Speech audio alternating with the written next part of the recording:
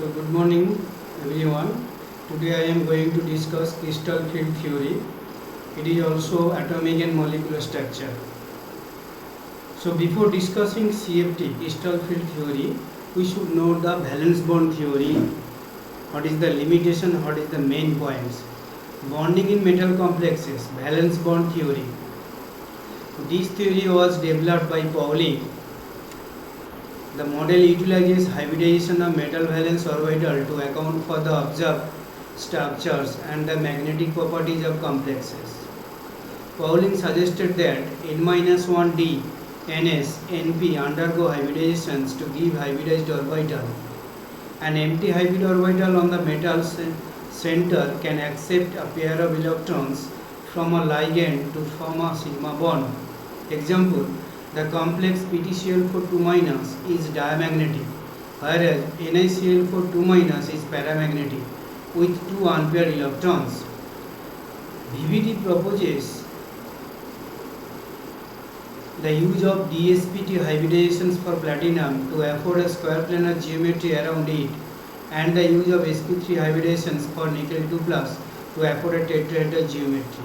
So in the previous class, when I discussed inner and outer orbital complex, how it is formed, which one is inner and which one is outer, I have already discussed.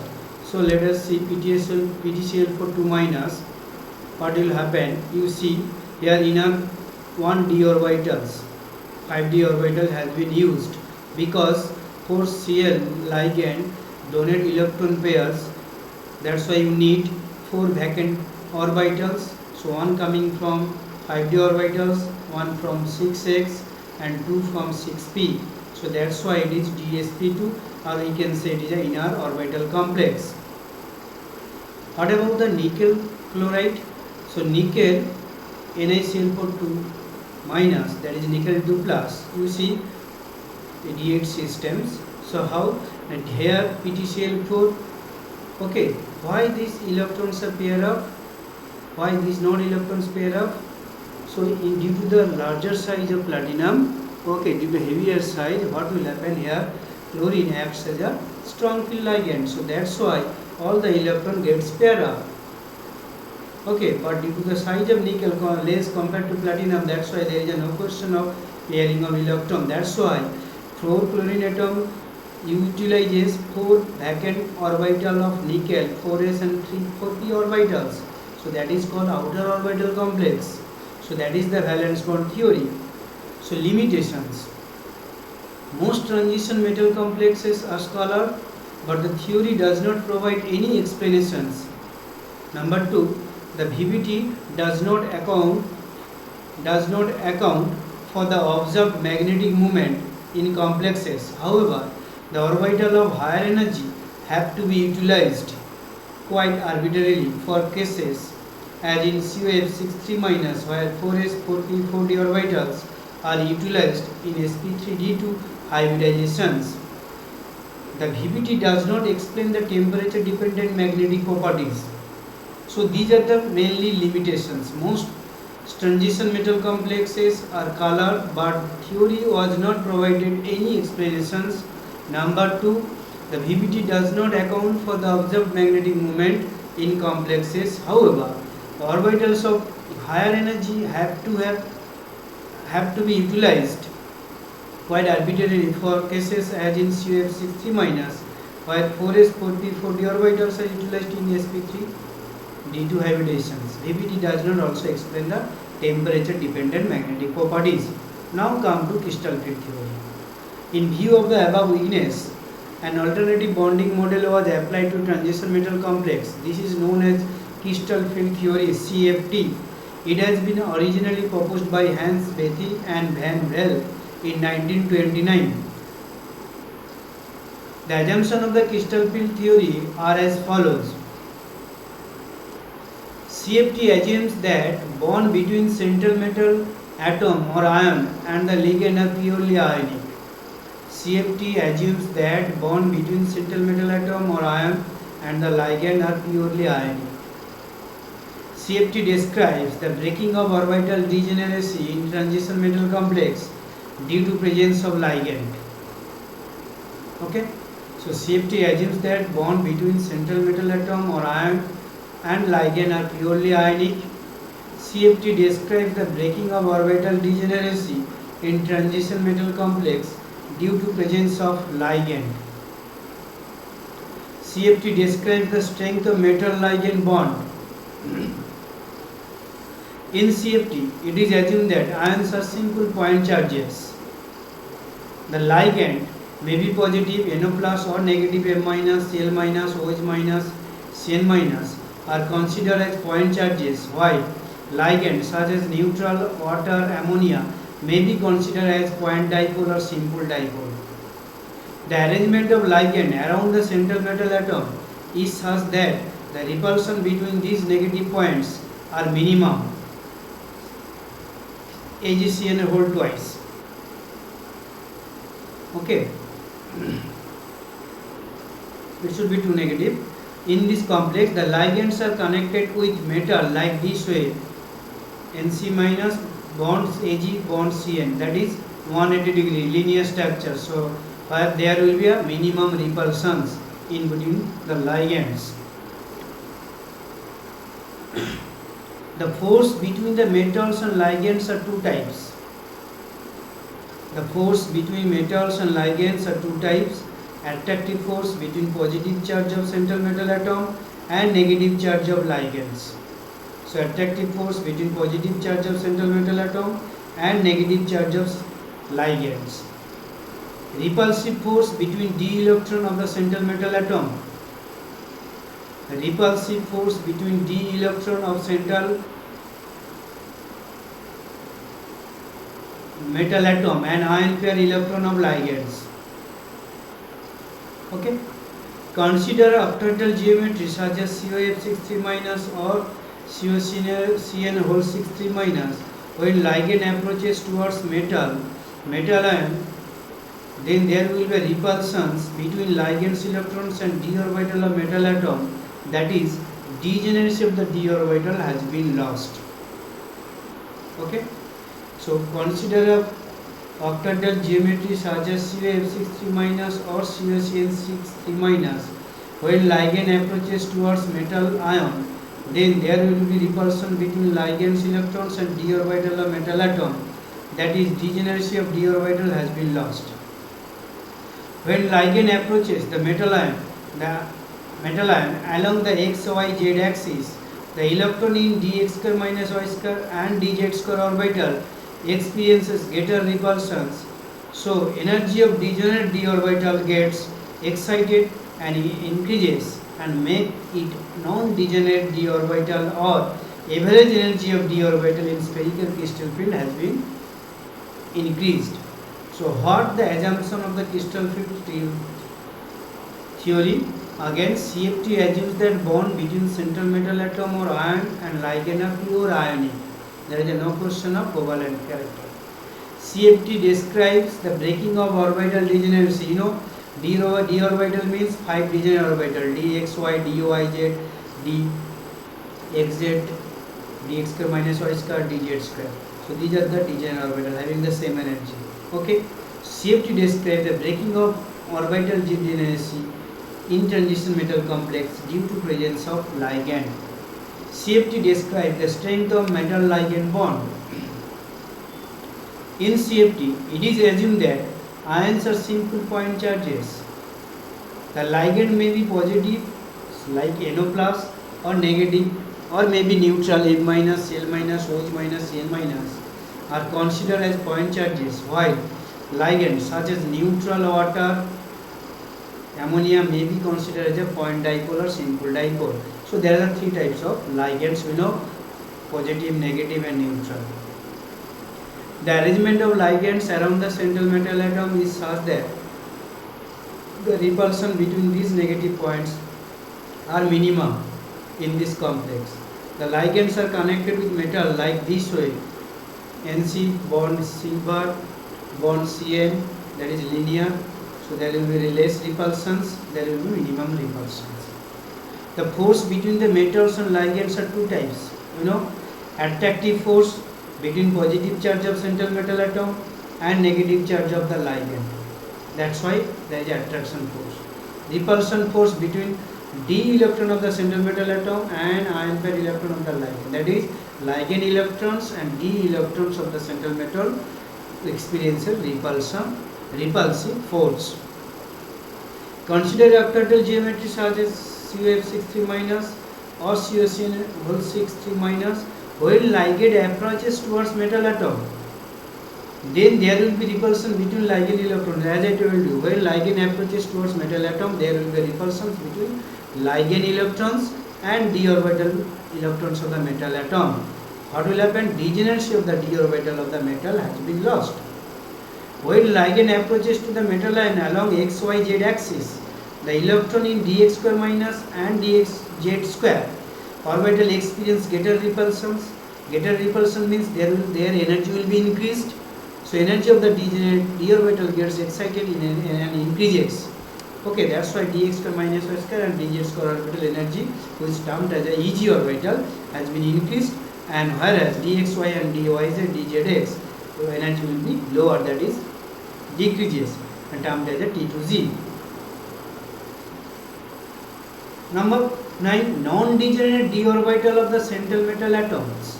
Non-degenerate d orbital of central metal atom gets split into two sets depending on their orientations.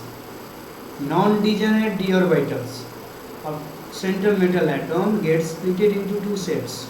Non-degenerate, that means average energy after excitation. While ligand approaches, degeneracy lost, energy has been increased, which is called average energy. Then this orbital, non-degenerate orbital, gets split into two sets. Okay, so here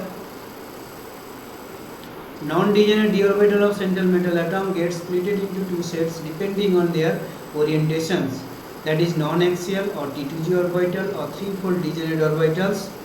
Here lobes of all three d orbitals are present between x and y axis, y and z axis, okay, and z and x axis. So 3d orbitals such as dxy, dyz, dzx are named as or termed as T2g orbital. Look here, so dyz, okay, dyz, this one, okay, dxy, this one, x and y, in between x, y, dxz, this is the dx and z.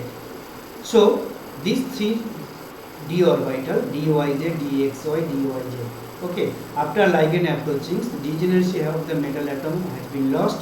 So if non-degenerate d orbital converted into non-degenerate d orbital, or average energy of the d orbital gets split into two sets.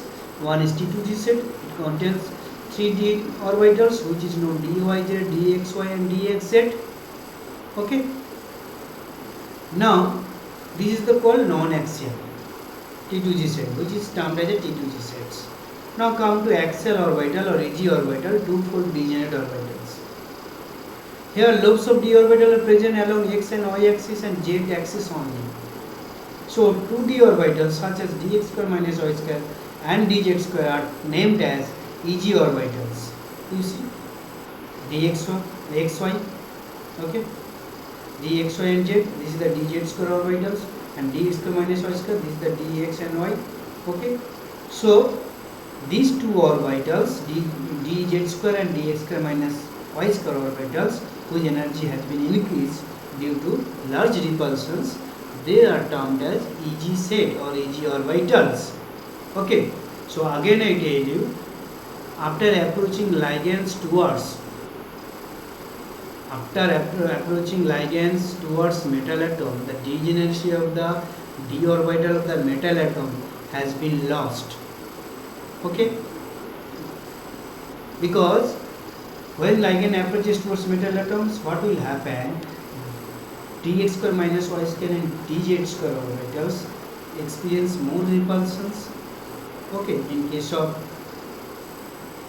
octahedral complex, so it will experience more repulsion, means its energy has been increased, and these two orbitals, which is known as axial orbitals or two-fold degenerate orbitals, has been termed as Eg orbitals or Eg set.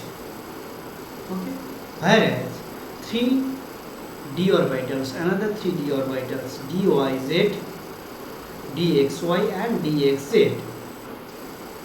Okay,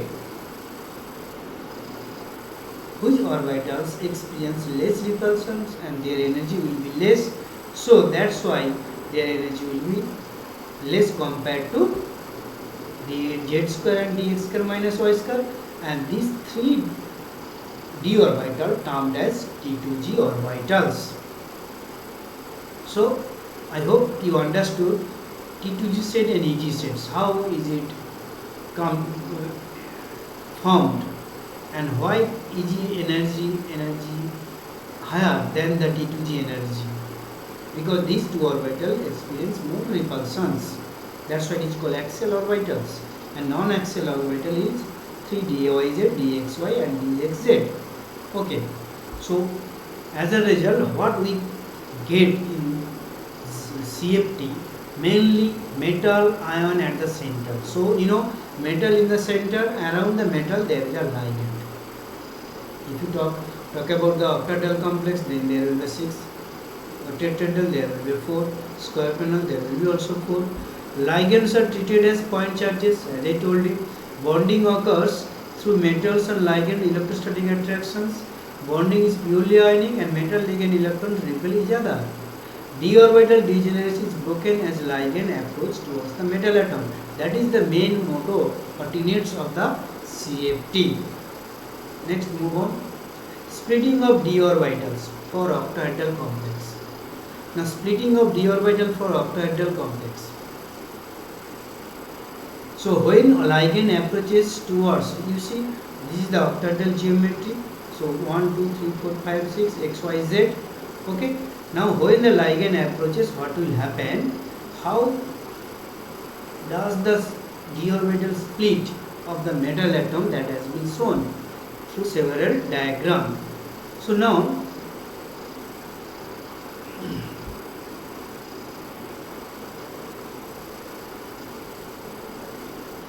an octahedral field is described by 6 ligands at the 6th corner of an octahedron, and the metal is at the center. This is the metal, so this is the ligands. Hence, the orbital lying along the axis dz square and dx square minus y square will be more strongly repelled than those whose orbital are lying in between the axis. So, in between axis dxz, dyz, dxy. Okay. Thus the overall consequence is that the degenerate set of 5 orbitals is now split into 2 sets, one at a higher energy and one at a lower energy. The higher energy set of orbitals dz square and dx square minus y square are labeled as Eg, and the lower energy set is labeled as T2g. The energy separation between two levels is denoted by, here it will be delta. Okay, it should be delta, not d, it should be delta, because d2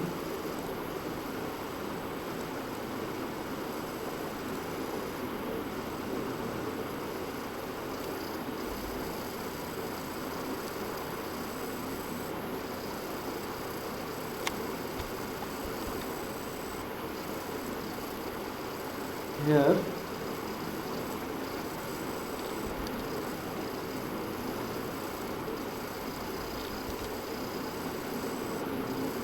as the symbol is not accepted here, so that's why. Okay,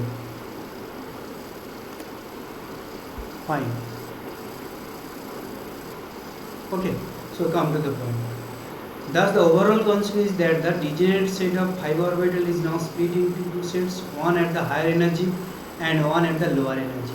The higher energy set of orbital dz square and dx square minus y square are labeled as Eg, and the lower energy set is labeled as T2g. The energy separation between two levels is denoted by delta O. O stands for, or delta naught stands for octahedral or 10 dq.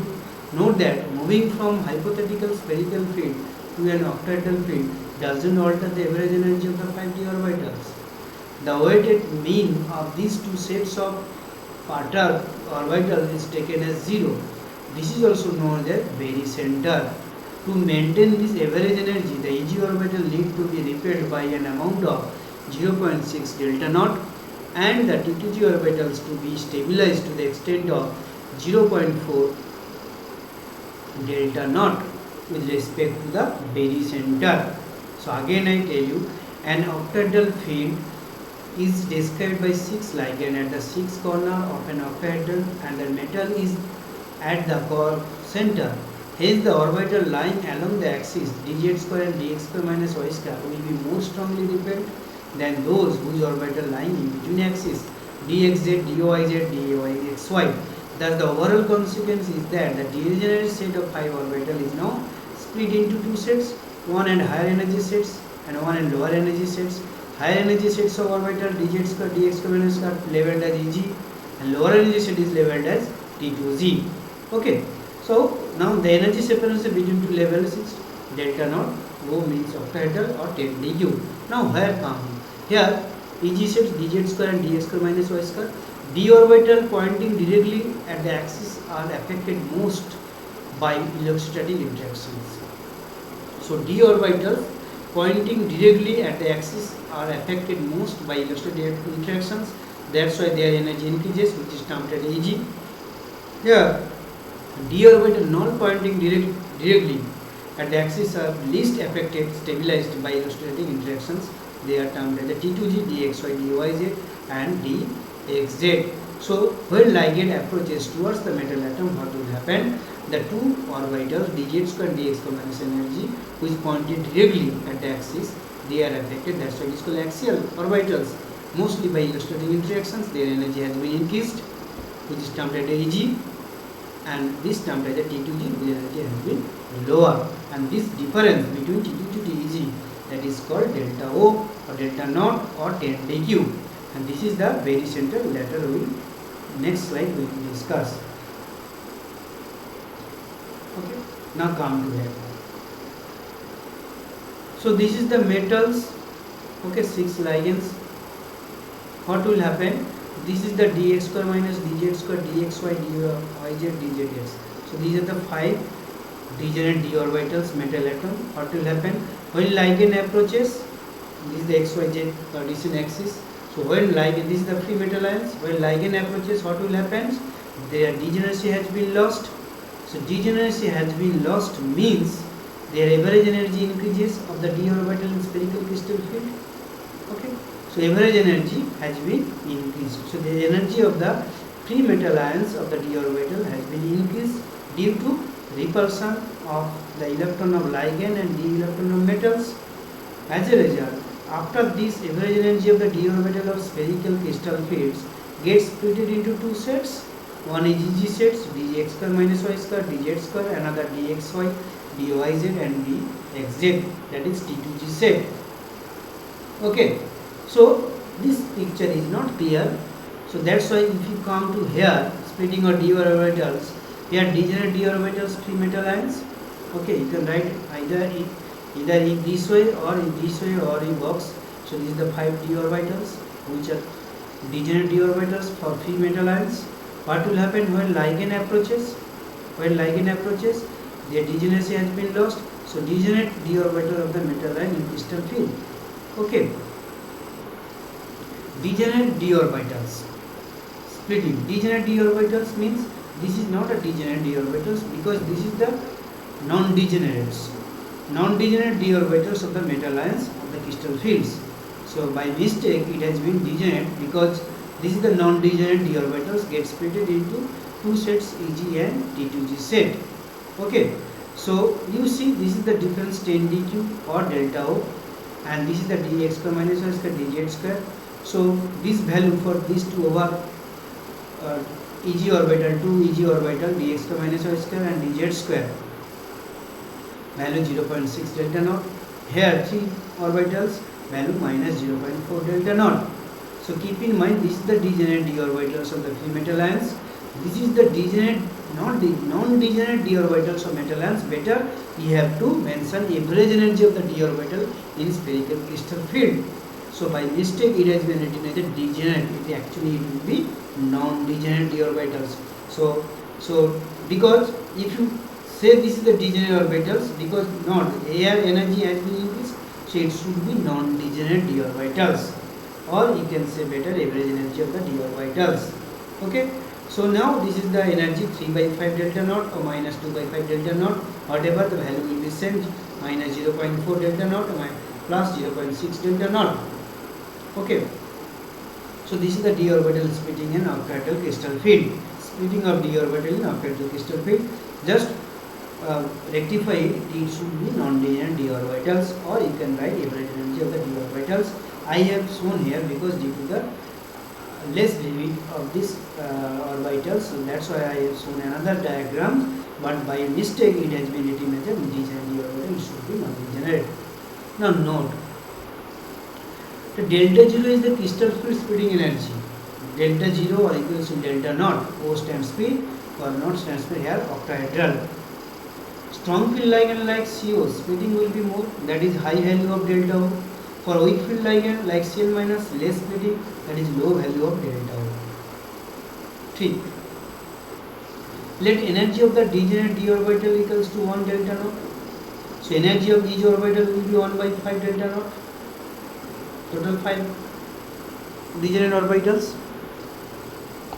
Now energy of lower 3 orbitals, after average energy of the d orbital gets split into two sets, e.g.